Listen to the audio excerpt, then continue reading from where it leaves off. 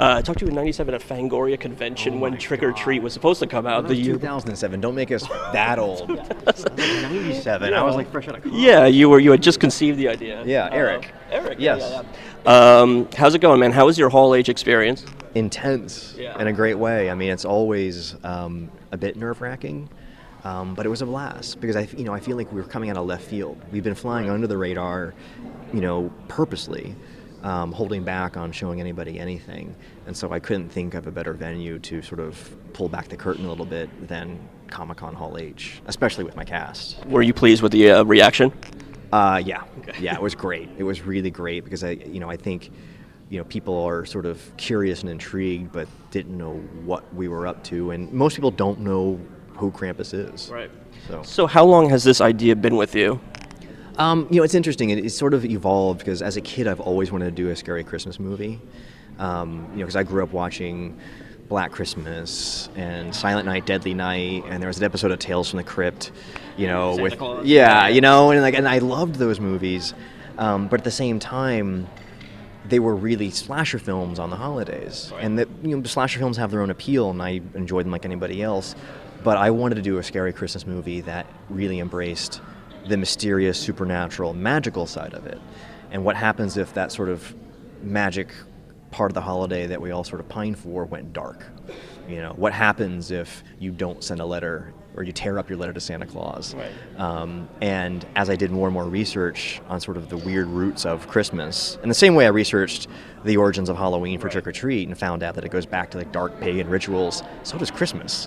Yeah. So something that we've sort of taken for granted and we assume is all about cheer and light and exchanging gifts and Christmas cookies actually goes back to pagan times and has a much more interesting origin when it was with them, and then we came along and commercialized it and turned it to something else. But the figure that that research led to was Krampus, and this horned half-goat deity who comes down and punishes wicked children instead of rewarding good ones. I mean, it's just begging to be a movie monster. That's cool. Yeah. And now I know the creature was brought to life by Weta, which is amazing.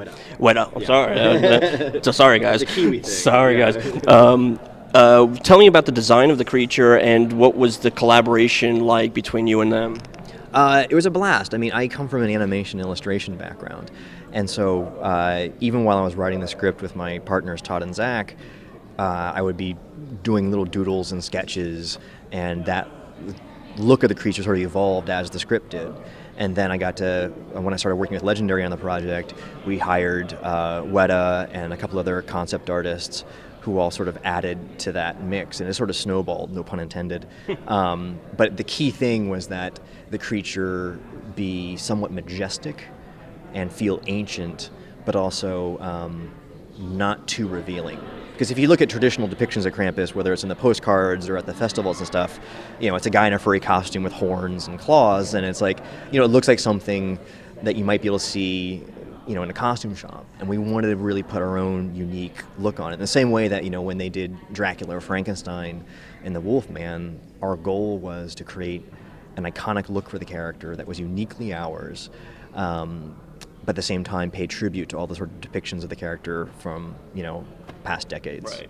And Adam was talking about the influences, which were, I guess, Amblin primarily, like Gremlins and Poltergeist, all that great stuff. Seems to be like a resurgence of movies like that coming. We're all getting old and having kids. We're all entering our late 30s and 40s. Right. And so the 80s kids are now growing up. They're the new baby boomers in a sense. And so when I grew up, my dad showed me monster movies from the 50s. Right. So there's like that 30-year gap. Yeah. What's old is new again.